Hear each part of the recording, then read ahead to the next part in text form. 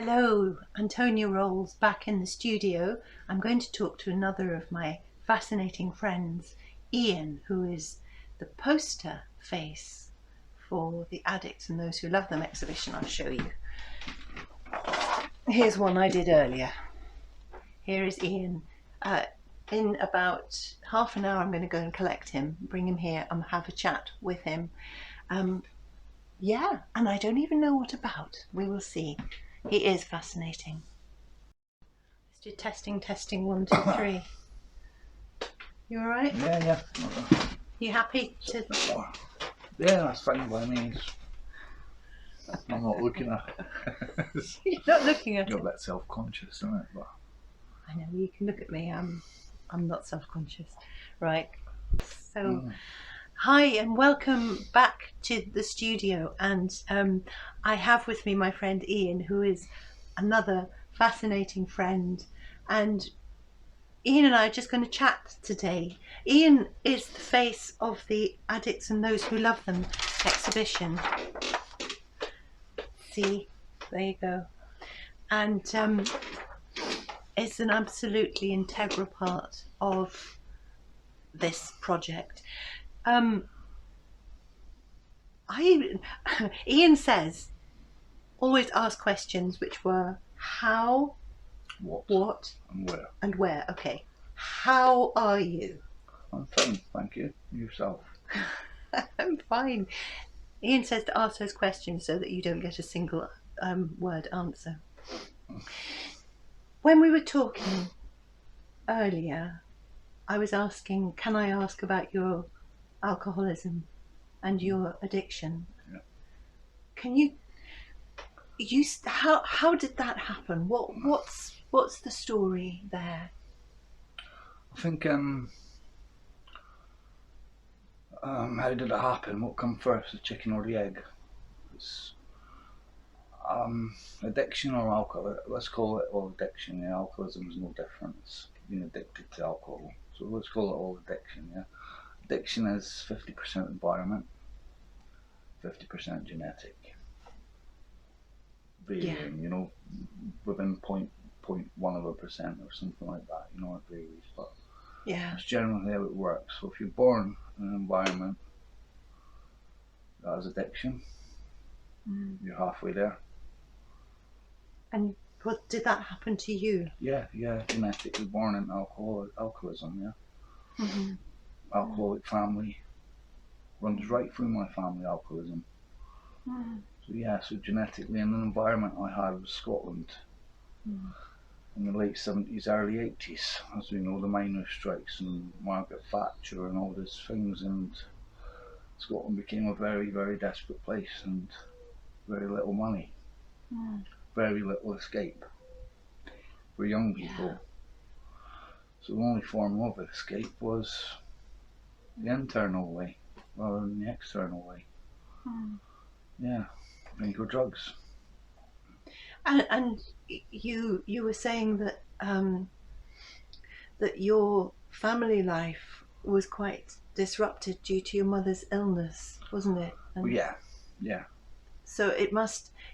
I get the impression that you were sometimes in survival mode. Looking back on it, I could probably say that. You know, at the time it was like a roller coaster. At the time, I didn't know where I was going. It was sometimes exciting, sometimes it's frightening. It was, I just didn't know. So it was, you know, I was being carried along by the quest of life, and you know, I didn't have much involvement in the direction of where I was being pushed or pulled, or you know, you just went with the flow.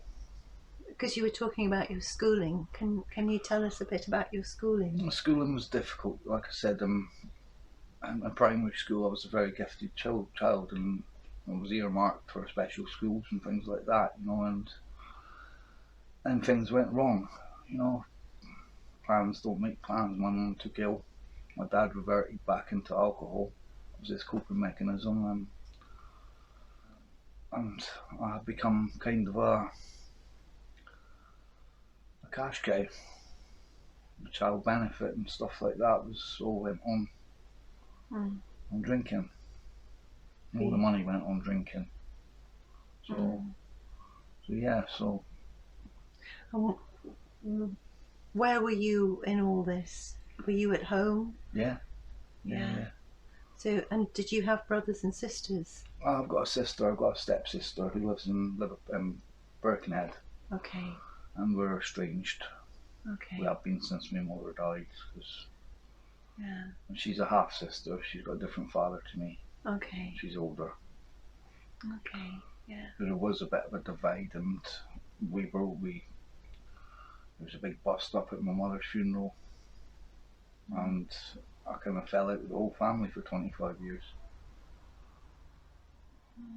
It was my retaliation, I suppose.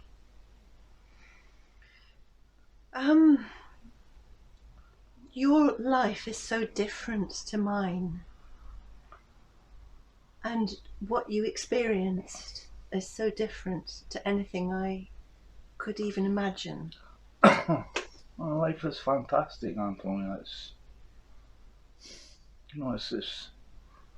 if you try and describe life to, I mean, we talk about Martians and aliens and things like that. Well, surely they'd have some idea what Earth looks like and things like that. But basically, you're a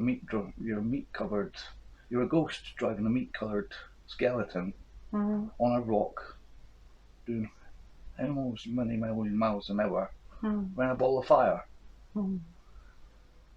Now that doesn't seem right to start with. He's a bit giddy. Well, yeah. So it's already fantastic how we are. Yeah. You know, and the fact that we're here. The fact that we're here, Yeah. and that's all we are, is just, you know, going around this thing, and it's not enough for us. You know, it's just not enough. In what way? Well, you know, we've gone beyond primitive needs, like, you know, having fun has to be, we can't just have fun anymore, it has to be having fun with something else. Yeah. And what is that something else? Drink, drugs, whatever it may be. Sure. You know, that added extra. You know, nothing seems to be enough anymore. It has to be something else, the next thing, the new fad, the new craze. Yeah. Yeah. And drugs gets tied up in this as well. Yeah. Do you think there was a time when people could sort of entertain themselves without resorting to drink and drugs?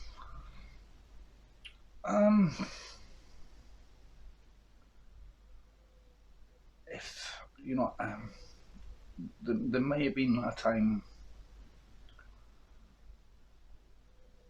when it was less influential.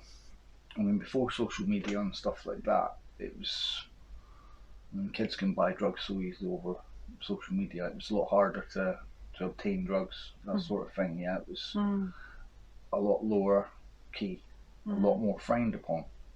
Yeah. Nobody understood it like they understand it today. You know, we've got people in and out of chemists that are drug addicts. They're addicted to the chemist now, not the dealer down a shady street. Do you mean getting methadone? Methadone and Subutex, yeah. Yeah. Now, to the alcoholic, that's still a drug addict. Whether you go to the chemist or whether you're going down some dodgy street, you're still on that drug. Sure. Yeah? Yeah. Whether it's legal or not, that's okay, but has it improved you as a person? No, it's just a placebo, isn't it? It's a legal placebo. And of course, drink is legal. But this always comes under this harm reduction thing, you know, this big banner, harm reduction, yeah. It seems to be centred around the heroin addict. It does. Yeah. And what do you think? I think they're making it credible. Making it credible? Yeah. Making to be addicted to an opiate, yeah. Do you mean that with it's not a bad thing anymore, it's the norm. Okay. It's the norm. Yeah. It's like, I'm not just talking, let's talk about the prescription drugs that people are on now. I think I was saying to you the other day, I go work.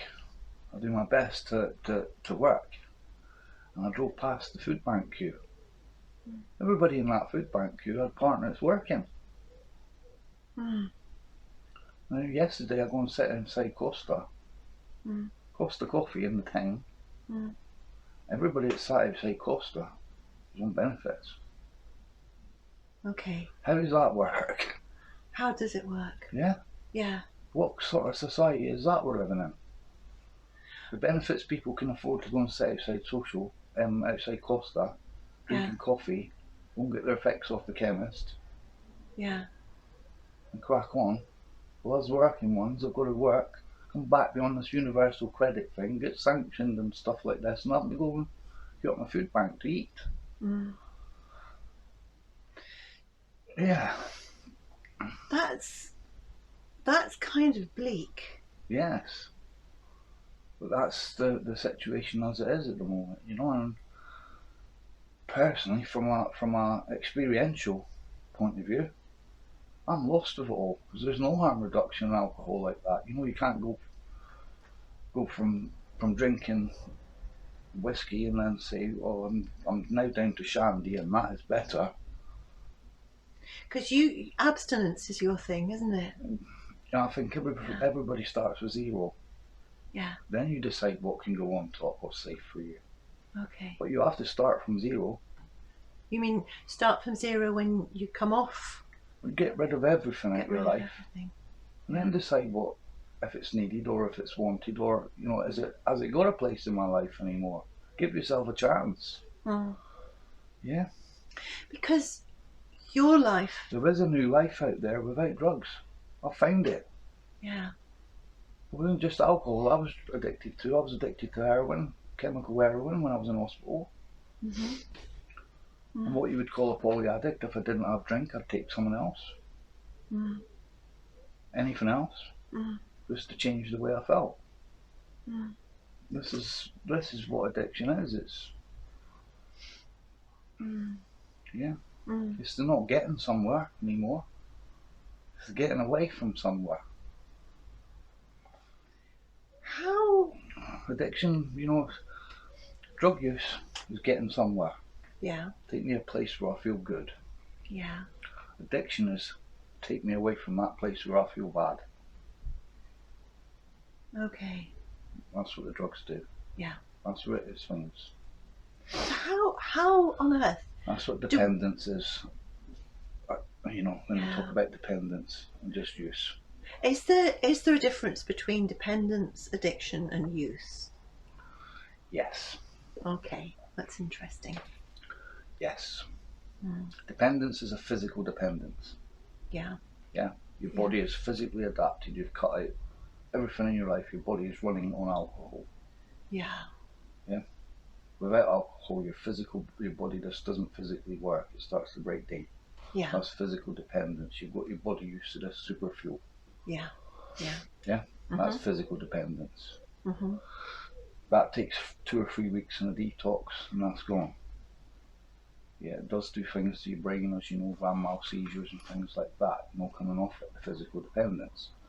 But then what's left is the addiction part, the mental part, the coping mechanisms. Yeah? Yeah. That's the hard part. Yeah. That is the difference between addiction and dependence. Yeah. How did you cope? Dependence is the physical part, addiction is the mental part. Yeah. So how did you cope? With both? The mental and the physical. Yeah, actually the physical I can imagine, but I know that because we talked about this, the mental side of it, the addiction side of it. I mean, you are abstinent, and you have been abstinent. What? How many years? 10? It's my 10th year. 10 years. Yeah. And it's still an ongoing thing for you, isn't it? Every day I've got Every day. Yeah, every day. It's a battle, but it's a battle I know I can win. Yeah. As long as I keep fighting, it's just that thing you've got to keep fighting. Yeah. That's. So, There's no relaxing recovery. No. You know, that it's always going to be the next thing. Otherwise, if you don't move forward, you quickly go backward. Backward is familiar and it's safe and it's warm and it's also dangerous. Yeah. So. But you keep yourself busy, don't you? Yes. You're really busy. Yeah. Yeah. And you got yourself a degree, didn't you? I did. Yeah. Yeah. Which Ian is worth listening to. He's helped me a lot with difficulties with addiction in my family, and I get a lot of advice and support from Ian because he knows what he's talking about. I like to think I know what I'm talking about. It's a multifaceted jewel. With addiction, you know, you got so many ways of looking at it. Like I said, from the affected or afflicted point of view, they are what they are. You find these mentalities, like I've said to you. You get the survivor, yeah,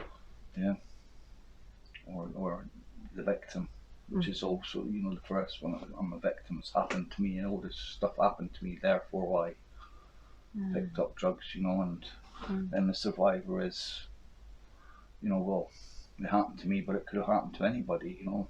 We're all in the same ship, and not all of us make it back alive, you know. And then, like I said, and once you put it down, you have to break that breach to stop that thing. But that was a close escape because it was you that done it. So you're responsible all the time. Once you get over that responsibility, that is, I think that transition from the like I said, the victim to the survivor, that's a smooth transition. Yeah. Survivor to the warrior, that is the bit of relapse. That's the bit where most people relapse. They realise they've done it to themselves and they got a saying. They had a say in it all along. It didn't happen to them. They've done it to themselves, yeah. So it's that realisation. You think, shit, this can be very depressing. I felt it myself. That first year of recovery, I was actually in college at Goldsmiths University. I was feeling these things and that depression setting in, the remorse. The shit I'd done. Remorse, that's a good word for it. You know? You kind of mourn. You mourn the damage or the life that the damage that you've done to your life. You mourn the loss that you've suffered yourself. Or suffered upon yourself. Yeah. That's why most people realise is that relapse is because of that realisation of, shit, I actually wasn't a survivor, I wasn't a victim. I was a fucking player. And I was a major player. In fact, I was the fucking card dealer in my own house, orchestrating it. You've got to really put your arms up and have a soul searching thing and say, yeah, it wasn't anybody else, it was me. Yeah. And you're talking about also the transition then to the warrior. What is the warrior? The warrior is, now I know the truth. It's time to start telling people what it's really like, you know. What's past that little part, that relapse part, that depression part, the remorse part, what's beyond there. Yeah, just if you push through, which you can. Yeah. Yeah. And do you think a lot of people think they can't push through? Yeah. And that's that realisation that you've done it all to yourself is just the biggest mountain in front of you. It's the biggest wall you ever did see. Gosh. Yeah. How do I break down this fucking wall that I built around myself? Because that's where you would see. That's why I went into addiction recovery coaching. Yes. That is the whole. Yes. Yeah. Because you do addiction recovery coaching now, don't you? Yes. Yeah. Yeah. And this is where you've helped me Yeah. Yeah. to keep perspective and to see what's real, not what I think is there, Yes. Yes. and to be strong, because you never tell anyone what to do, but you explain or describe what's happening. You know, you never tell anybody what to do. All you ask for is a logical decision. Mm-hmm. Right. That may be play on words, asking somebody for a logical decision, maybe telling them what to say. But by providing all the information that people are shutting themselves off to, Yeah. gives them a wider look and enables people to make a better decision based on all the information rather than that narrow band which addiction has forced them into. You've got to open people's eyes and see what else is out there. Yeah.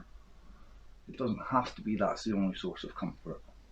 Yeah, that's the only source of escape.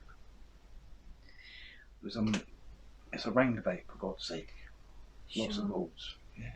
And this comes back to you saying that life is amazing, and it's amazing that we're here in the first place. Yes. Because you are very positive. Well, yeah. Yeah. Yeah.